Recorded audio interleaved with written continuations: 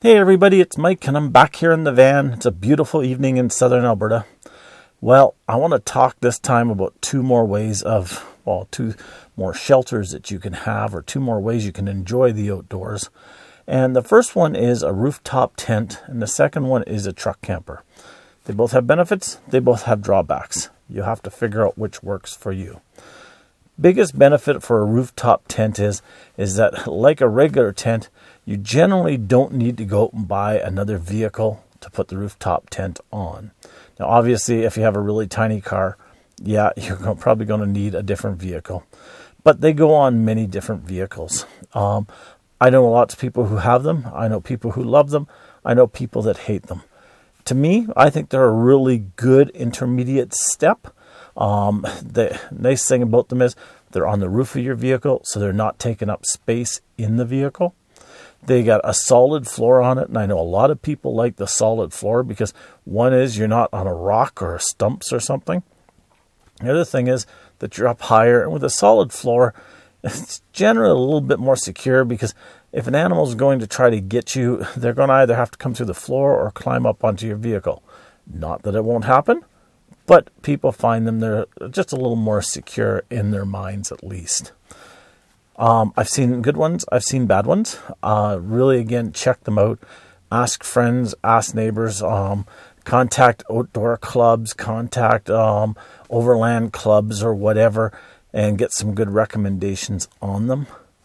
The big drawback, well, I guess there's two drawbacks. The first one I wouldn't say is a huge drawback, but it's the wind resistance. If you're going to put it on your roof of your vehicle and you're used to getting 15 miles to the gallon, you're probably going to knock off a couple miles per gallon. But the nice thing is that when you get home, you can always take it off again. I see many people driving around with them on all the time. I don't know if I drove my vehicle a lot during the week that I'd leave it on there, but you definitely can. The other big drawback to them is that if you set them up and then you want to use your vehicle, you have to take them all down again. And there's no way around it. If you set it up and you have a sleep and then you want to go fishing next thing in the morning and you want your vehicle for it, you need to pack it up. If you pull up someplace and you set it up and then you realize that you want to go out exploring after supper to do, well, for me, maybe sunset photography or astrophotography, you have to take it down. So that's the biggest drawback. Another big drawback to them can be tossing everything in it. But honestly, you're going to do that with a tent anyways. So I wouldn't really put that up high on the list as drawbacks. Like a tent, if you set it up and it gets wet, you're going to have to dry it off either before you pack it up or afterwards.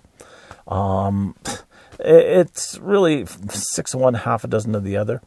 The other night, I did have somebody pull up next to me when I was camping in Waterton, and they pulled in with a rooftop tent on, and it was raining, not hard, but it was a snow-rain mix, and they had that thing set up in probably under, I would say, 3 minutes. They pulled up, they unsnapped it, they popped it out, they put their ladder up, and then one person went up inside and the other person threw up all their stuff into them. While the person was throwing the stuff up to them, they were actually standing underneath a little covering. So they stayed dry. And within probably 15 minutes, they were in there and they were asleep. So it definitely is something to look at. Now, the next thing I want to talk about is going a little bit more extreme, and that's a truck camper. Now, you can get a camperette, which is basically just a box that goes on the back of your truck with a bed in it, and sometimes they have a kitchen in it, but they're quite small. Or you can get a full-size truck camper, and they come in many different sizes. Drawback to them is you need a truck, obviously. If you don't have a truck, it can be expensive to buy a truck and then get the truck camper as well. But if you already have a truck, it's a great way of going. Another good thing with truck campers is that if you want to use your truck during the week, or even when you're at a campground and you want to be able to throw firewood in the back of it, or if you want to go and pick up bikes and put in the back of it, whatever, you can drop the truck camper off and then you can put stuff into the vehicle. So they are quite nice. I loved mine. I really did. The only drawback I found to mine was, for me, it was taking all my gear from the front of the vehicle, moving it into the back of the vehicle or the camper at night, and then reversing that during the morning or the daytime. It was wonderful. It had everything in it. It had a bed over top of the cab, lots of space up there to sleep. 2 people easily could sleep up there. The table down below made into another bed where you could sleep comfortably 1 person. They say 2, that may be pushing it. It had a nice size fridge in it. It had a stovetop and an oven. It also had a bathroom. It was called a wet bathroom. So what that means is that when you go in and use the toilet, the whole area gets wet when you also shower. So it's not like the toilet is in a separate room where it's always dry. If you're showering, it's going to get the toilet wet, the sink wet, and everything in it. There are units that have dry baths, so the shower is actually separate. They're usually a little bit bigger of a unit. Plus, you can get truck campers with slide outs on them. Now, before I go any further, I really need to say this. One of the biggest mistakes I see people make is they try to put a truck camper on too small of a truck.